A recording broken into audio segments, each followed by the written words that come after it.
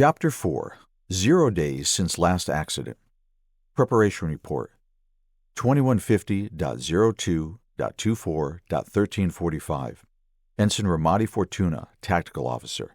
Situation: mining vessel Starling is located 500 feet into a mine shaft of an ore-bearing asteroid located in sector Grim Gamma 4 Pi. Intense magnetic attraction is pinning the ship's bow between heavy ore deposits. When the mining ship tunneled through the intermediate rock, it loosened the deposits, allowing them to attract one another. Starling's forward thrusters have been damaged and are inoperable, preventing craft from issuing reverse thrust. There are tug craft at the mining command station for problems such as this, but they are all under prolonged maintenance. Research: despite magnetic field sensors on mining craft designed to prevent these hazards, incidents of this nature have occurred in 0.05% of all conglomerate mining operations in the last 5 years.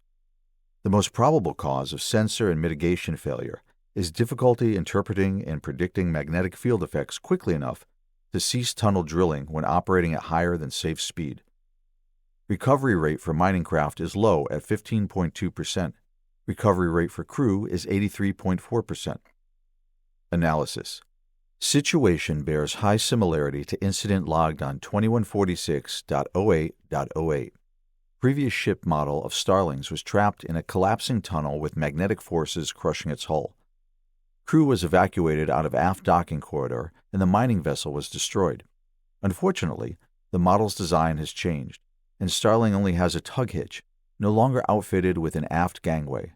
Structural scan data we received from Starling indicates that their ship is 400 feet deep between floor and ceilings that are exerting crushing forces. Estimated time until hull breach is 21 minutes at 14:06 hours.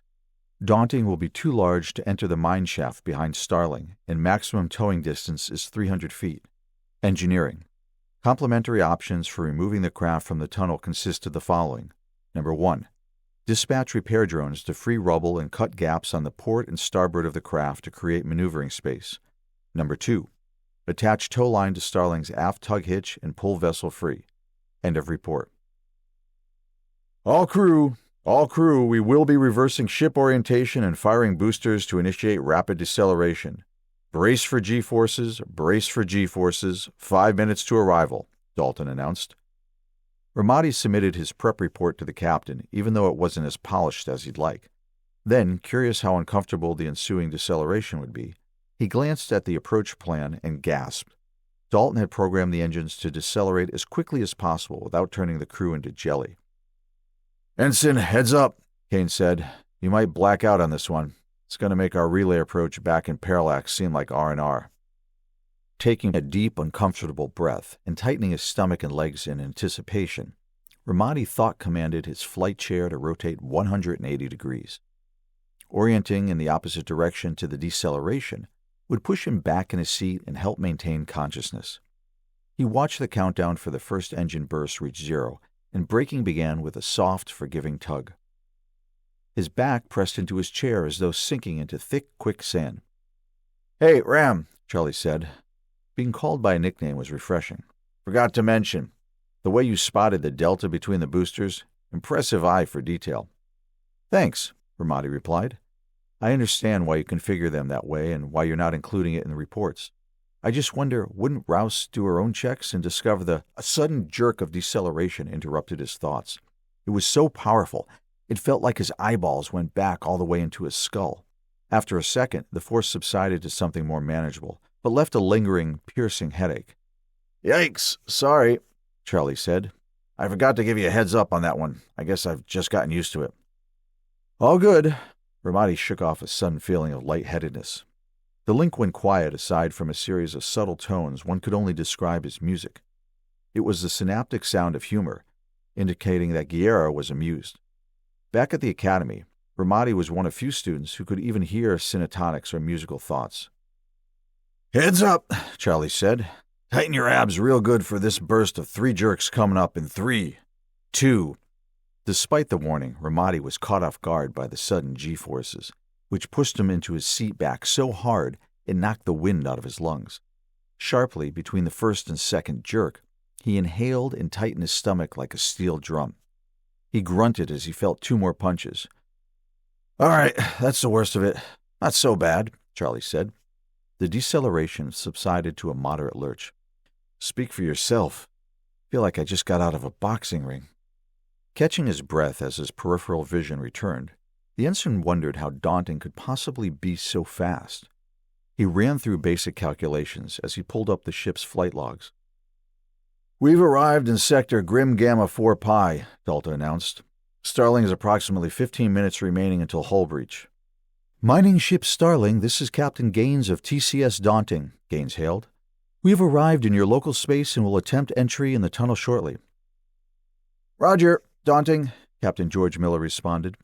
We were starting to get a bit nervous that you wouldn't get here in time. Thank you for the quick assist. Ramadi tapped into the ship's forward view. A band of space rocks cast dancing silhouettes against a brightly lit blue nebula like ducklings swimming after a hen. As the Daunting drew closer, her powerful searchlights illuminated one asteroid in particular, revealing its pockmarked surface in a cavernous gorge. In the center of the conical pit lay a smaller dark hole from which a cloud of smoke and dust slowly emanated. The scene reminded him of an apple with a worm in it. Move us in and attempt to tow, the captain ordered. Affirmative, Rouse answered. Lieutenant Commander, equip us with as much information as possible about the tunnel. I want to know if and when Starling will crack, and I want to know if this tunnel will put us in just as much danger. Kane replied with a wordless thought of acknowledgement. Gira, you're on logistics. Yes, ma'am. Prepping tow lines and drones. The speed and fluidity of the crew's thoughts was impressive, even intimidatingly so. Ramadi had never been a part of a team that was so confident and solidified in their roles. He felt like a sixth wheel. You ready? Dalton asked. Ramadi practically missed the fact that the question was directed to him. What? You want me to fly? Yeah, Ensign. I want you to take personal responsibility for all of us and the 14 lives on that mining ship. No.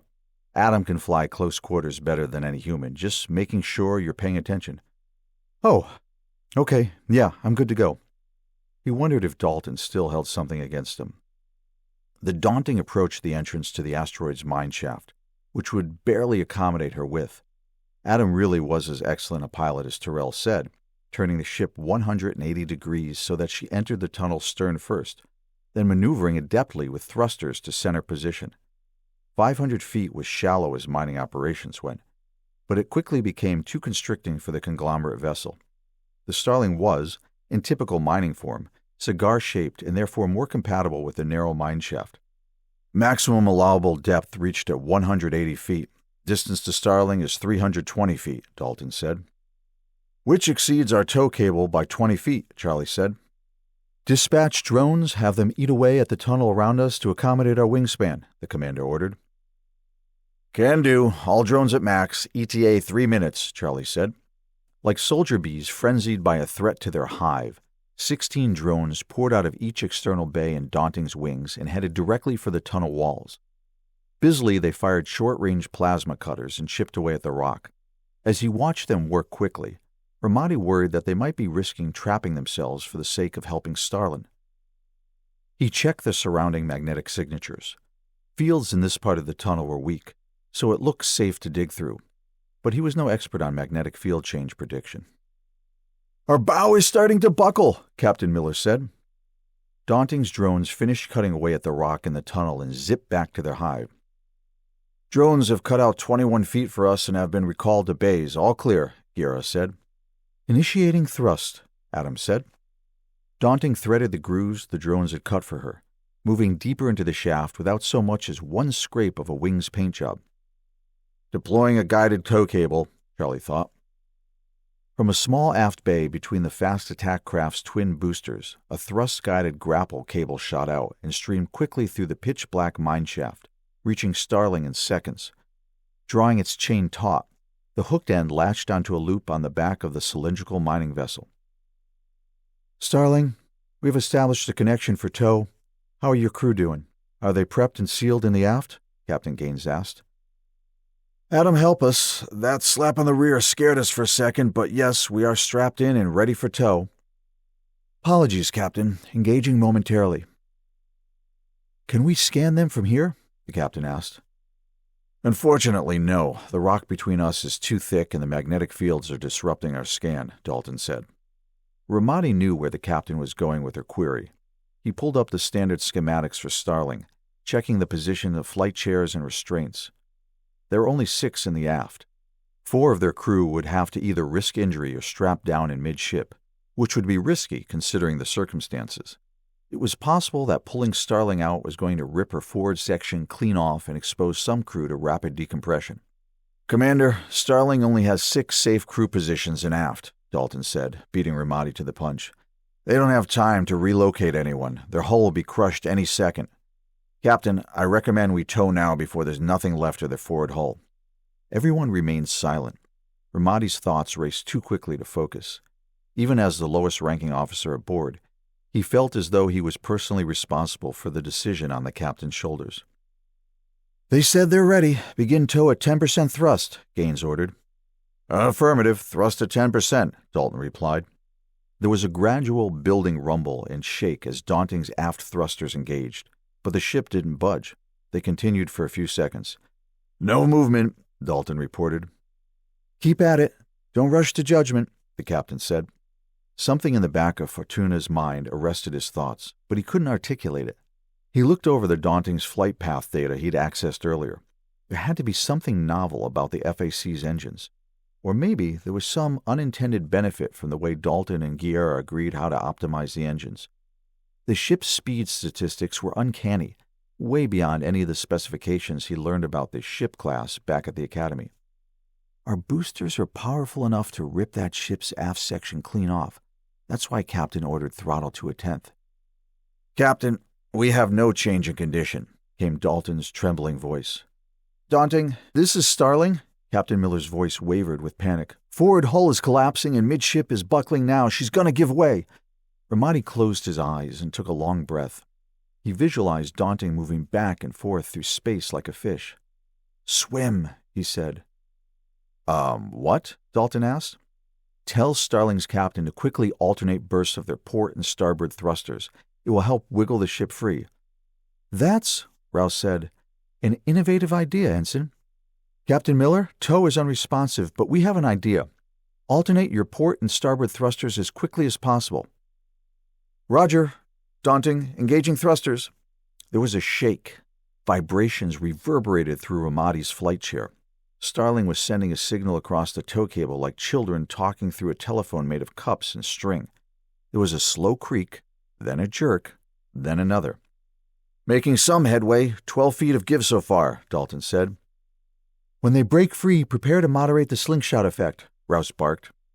Ramadi felt a lurch like the gentle, prolonged rock of a large boat, and then a sudden burst of speed. Daunting sped out of the tunnel with Starling behind her, completely intact. "Praise Adam! We're out of the woods," came Captain Miller's relieved voice. "We still have atmospheric containment in midship. Thank you, Daunting, thank you." Ramadi heard a beautiful harmony of sinotones over the comnet, then suddenly realized that one of them was his own.